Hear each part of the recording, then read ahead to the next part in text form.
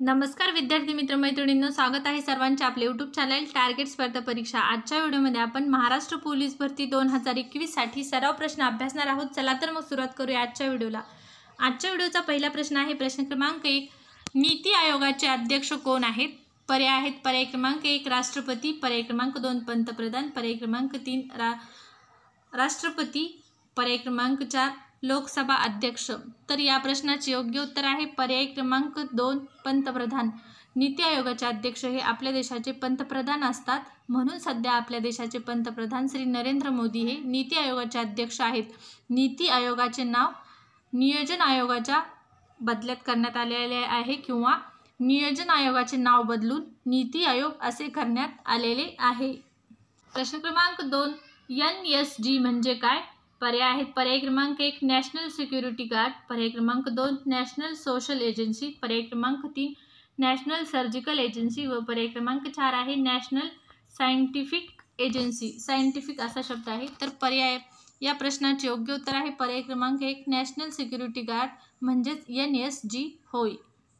प्रश्न क्रमांक 3, राज्य पोलीस दलाचा वर्धापन दिन कधी साजरा केला जातो? पर्याय आहेत पर्याय क्रमांक 1 20 मार्च, पर्याय क्रमांक 2 6 मार्च, पर्याय क्रमांक 3 6 जानेवारी व पर्याय क्रमांक 4 आहे 20 जानेवारी। तर या प्रश्नाचे योग्य उत्तर आहे पर्याय क्रमांक 2 6 मार्च या दिवशी राज्य पोलीस दलाचा वर्धापन दिन हा साजरा केला जातो। प्रश्न नीट लक्षात ठेवा 6 मार्च। प्रश्न क्रमांक 4, महाराष्ट्र पोलीस विभागातील सर्वोच्च पोलीस प्रमुखास काय म्हणतात? प्रश्न जरा फिरून विचारलेला आहे। पर्याय आहेत पर्याय क्रमांक 1 पोलीस महानिरीक्षक, पर्याय क्रमांक 2 पोलीस महासंचालक, पर्याय क्रमांक 3 विशेष पोलीस महानिरीक्षक, पर्याय क्रमांक 4 अप्पर पोलीस महासंचालक। तर या प्रश्नाचे योग्य उत्तर आहे पर्याय क्रमांक 2 पोलीस महासंचालक। महाराष्ट्र पोलीस विभागातील सर्वोच्च पोलीस प्रमुखास काय म्हणतात? तर पोलीस महासंचालक। प्रश्न क्रमांक 5, ब्राह्मो समाजाची स्थापना कोणी केली? पर्याय आहेत पर्याय क्रमांक 1 महात्मा गांधी, पर्याय क्रमांक 2 गोपाळ कृष्ण गोखले, पर्याय क्रमांक 3 राजा राममोहन रॉय, पर्याय क्रमांक 4 आहे रामकृष्ण परमहंस। तर या प्रश्नाचे योग्य उत्तर आहे पर्याय क्रमांक 3 राजा राममोहन रॉय यांनी ब्राह्मो समाज या समाजाची स्थापना केलेली आहे। तर भारतीय ब्राह्मो समाज या समाजाची स्थापना केशवचंद्र सेन यांनी केलेली आहे। प्रश्न क्रमांक 6, पवनार आश्रम कोणत्या जिल्ह्यात आहे? पर्याय आहेत पर्याय क्रमांक 1 नागपूर, पर्याय क्रमांक 2 अमरावती, पर्याय क्रमांक 3 यवतमाळ, पर्याय क्रमांक 4 वर्धा। तर या प्रश्नाचे योग्य उत्तर आहे पर्याय क्रमांक 4 वर्धा। पवनार हा आश्रम वर्धा या जिल्ह्यामध्ये आहे। प्रश्न क्रमांक 7, कालिदास यांनी मेघदूत काव्य कोठे लिहिले? पर्याय आहेत पर्याय क्रमांक 1 गडचिरोली, पर्याय क्रमांक 2 अमरावती, पर्याय क्रमांक 3 वरोरा, पर्याय क्रमांक 4 रामटेक। तर या प्रश्नाचे योग्य उत्तर आहे पर्याय क्रमांक 4 रामटेक। कालिदास यांनी मेघदूत या काव्याची रचना रामटेक या ठिकाणी केलेली आहे किंवा हे काव्य लिहिलेले आहे। प्रश्न क्रमांक 8, नॅशनल फायर कॉलेज कोठे आहे? पर्याय आहेत पर्याय क्रमांक 1 औरंगाबाद, पर्याय क्रमांक 2 नागपूर, पर्याय क्रमांक 3 पुणे, पर्याय क्रमांक 4 अमरावती। तर या प्रश्नाचे योग्य उत्तर आहे पर्याय क्रमांक 3 पुणे। प्रश्न क्रमांक 9, कोराडी औष्णिक वीज केंद्र कोणत्या जिल्ह्यात आहे? पर्याय आहेत पर्याय क्रमांक 1 चंद्रपूर, पर्याय क्रमांक 2 नागपूर, पर्याय क्रमांक 3 भंडारा, पर्याय क्रमांक 4 अमरावती। तर या प्रश्नाचे योग्य उत्तर आहे पर्याय क्रमांक 2 नागपूर। प्रश्न क्रमांक 10, कस्तूरचंद पार्क कोठे आहे? पर्याय आहेत पर्याय क्रमांक 1 पुणे, पर्याय क्रमांक 2 नागपूर, पर्याय क्रमांक 3 सातारा, पर्याय क्रमांक 4 अमरावती। तर या प्रश्नाचे योग्य उत्तर आहे पर्याय क्रमांक 2 नागपूर या ठिकाणी कस्तूरचंद पार्क आहे। प्रश्न क्रमांक 11, भंडारदरा धरण कोणत्या जिल्ह्यात आहे? पर्याय आहेत पर्याय क्रमांक 1 ठाणे, पर्याय क्रमांक 2 नागपूर, पर्याय क्रमांक 3 अहमदनगर, पर्याय क्रमांक 4 भंडारा। तर या प्रश्नाचे योग्य उत्तर आहे पर्याय क्रमांक 3 अहमदनगर जिल्ह्यामध्ये भंडारदरा हे धरण आहे। प्रश्न क्रमांक 12, पोलीस उपनिरीक्षक प्रशिक्षण केंद्र कोठे आहे? पर्याय आहेत पर्याय क्रमांक 1 नाशिक, पर्याय क्रमांक 2 पुणे, पर्याय क्रमांक 3 मुंबई, पर्याय क्रमांक 4 नांदेड। तर या प्रश्नाचे योग्य उत्तर आहे पर्याय क्रमांक 1 नाशिक। पोलीस उपनिरीक्षक प्रशिक्षण केंद्र हे नाशिक या ठिकाणी आहे।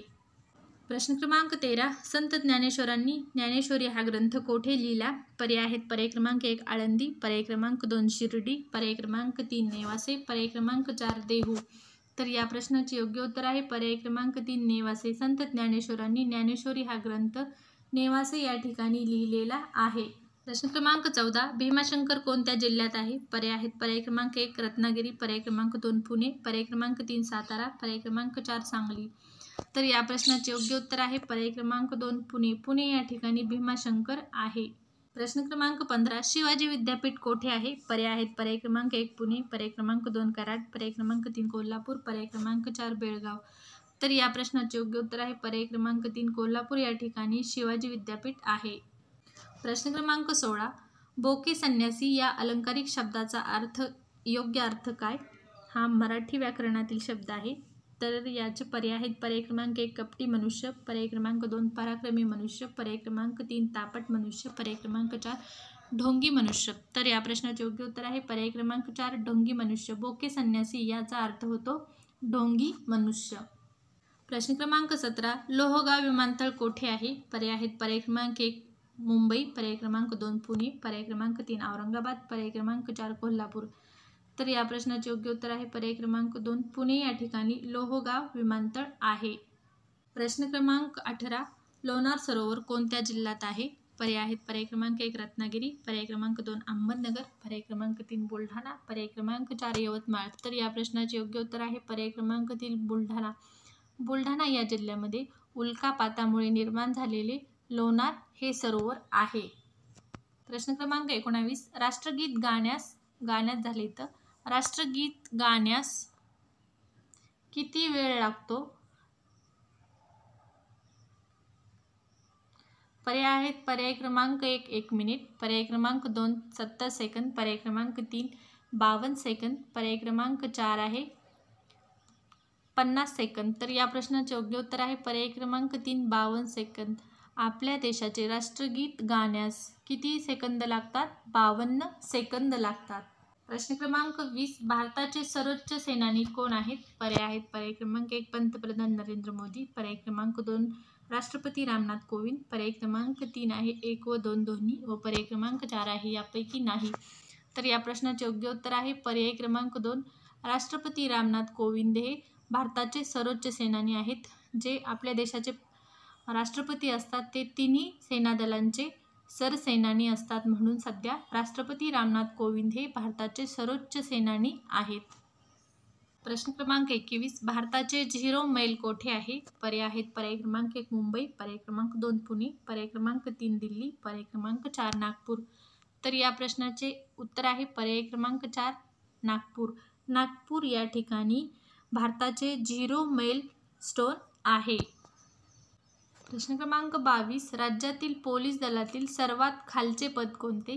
पर्याय आहेत पर्याय क्रमांक 1 पोलीस हवालदार, पर्याय क्रमांक 2 पोलीस शिपाई, पर्याय क्रमांक 3 पोलीस नाईक, पर्याय क्रमांक 4 यापैकी नाही. तर या प्रश्नाचे योग्य उत्तर आहे पर्याय क्रमांक 2 राज्यातील पोलीस दलातील सर्वात खालचे पद म्हणजे पोलीस शिपाई हे आहे. प्रश्न क्रमांक 23. राज्य राखीव पोलीस बलाचे महाराष्ट्रात किती गट आहेत? पर्याय आहेत पर्याय क्रमांक 1 12, पर्याय क्रमांक 2 16, पर्याय क्रमांक 3 15, पर्याय क्रमांक 4 18. तर या प्रश्नाचे योग्य उत्तर आहे पर्याय क्रमांक 2 16. राज्य राखीव पोलीस बलाचे महाराष्ट्रात एकूण 16 गट आहेत. प्रश्न क्रमांक 24. EVM मशीन कशाशी संबंधित आहे? पर्याय आहेत पर्याय क्रमांक 1 मतदान, पर्याय क्रमांक 2 चलन, पर्याय क्रमांक 3 वजन, पर्याय क्रमांक 4 तापमान. तर या प्रश्नाचे योग्य उत्तर आहे पर्याय क्रमांक 1 मतदान. EVM मशीन ही मतदान अशी संबंधित असणारी मशीन आहे. या व्हिडिओचा शेवटचा प्रश्न क्रमांक 25. विदर्भातील थंड हवेचे ठिकाण कोणते? पर्याय आहेत पर्याय क्रमांक 1 तुमसर, पर्याय क्रमांक 2 चिखलदरा, पर्याय क्रमांक 3 कारखंड, पर्याय क्रमांक 4 यापैकी नाही. तर या प्रश्नाचे योग्य उत्तर आहे पर्याय क्रमांक 2 चिखलदरा. विदर्भातील थंड हवेचे ठिकाण अमरावती जिल्ह्यात असणारे चिखलदरा हे आहे. आजच्या व्हिडिओमध्ये इतकेच. आजचा व्हिडिओ आवडला असेल तर व्हिडिओ नक्की लाईक करा. चॅनल सबस्क्राईब केले नसेल तर चॅनल सबस्क्राईब करा व बेल आयकॉन प्रेस करा, जेणेकरून इथून पुढे येणाऱ्या सर्व नवीन व्हिडिओची नोटिफिकेशन तुम्हाला वेळेवर मिळेल. पोलीस भरती होऊपर्यंत आपण दररोज अशाच प्रकारे सराव करणार आहोत, जे प्रश्न येण्याची शक्यता आहे व वारंवार यापूर्वी विचारले गेलेले आहेत तेच प्रश्न आपण घेणार आहोत, जेणेकरून तुमचा सराव होईल व येणाऱ्या पोलीस भरतीमध्ये तुम्हाला चांगले मार्क मिळतील. आजच्या व्हिडिओमध्ये इतकेच. धन्यवाद.